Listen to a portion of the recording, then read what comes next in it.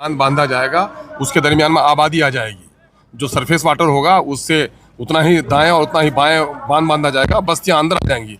हमारे यहाँ flush flood होता है, पानी अभी अगर 1 मीटर आता है तो 5 ये किलोमीटर। बहुत बड़ी बात है। अब जैसे ये नेशनल हाईवे से मुझे जाना डगरवा, अब ये रोड अगर बंद हो जाएगा तो हम कैसे जाएंगे?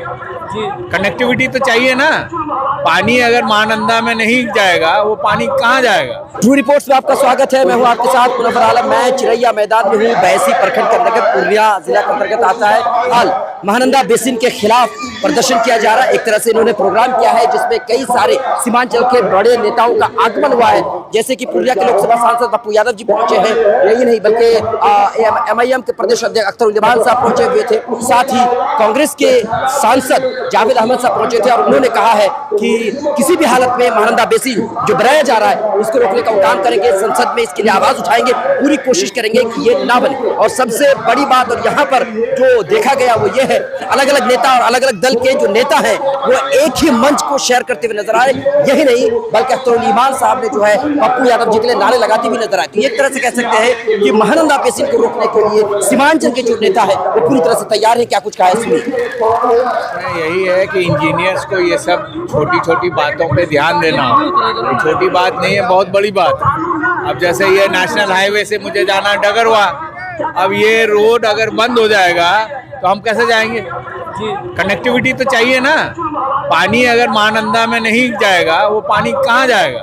वो तो तालाब बन जाएगा, पूरा झील बन जाएगा, तो पूरा मतलब हजारों दसों हजार एकड़ जो है डूब जाएगा, गांव डूब जाएंगे, सैकड़ों गांव डूब जाएंगे और टूट भी जाएगा बांध। तो इसको सरकार की जो एजेंसी वो प्लान की है, इसको बहुत गंभीरता से देखना चाहिए। लेकिन मेरी मांग ये है, क्योंकि हमारे यहाँ आबादी बहुत है, नदी नाले बहुत ज़्यादा है, ज़मीन उस हिसाब से कम है, इसलिए हमारा शुरू से है कि जितना धार है उस पर दीवार बने और गड्ढा मतलब जो जल स्तर है उसको नीचा किया जाए, ताकि फ्लो कह देने से कि भाई यहाँ से हम वहाँ कह देंगे, वही हमने सरकार से कहा है कि उसके फायदे अगर कम है नुकसान से तो इस पे विचार करें। कनेक्टिविटी का मसला नहीं है, मसला ये है कि जो बांध बांधा जाएगा उसके दरमियान में आबादी आ जाएगी।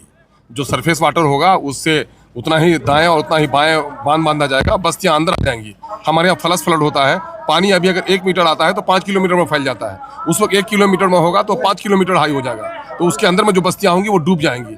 इसलिए वो मुनासिब नहीं है। अभी जो ये कनेक्टिविटी बन रहा है, मेरे ख्याल से ये बात सरकार तक पहुंचनी नहीं है। उसको पहुंचाने के लिए हम लोग, चूँकि आज से कुछ साल पहले इसका सर्वे किया गया था, सर्वे के बाद अब वो नदी कहीं से कहीं चला गया है।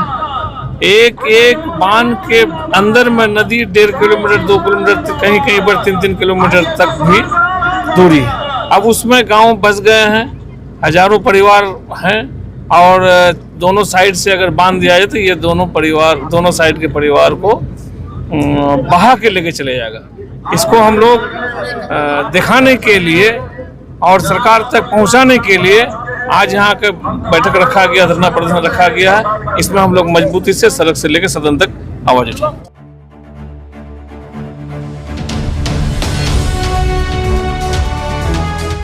ट्रू रिपोर्ट्स, सच आप तक।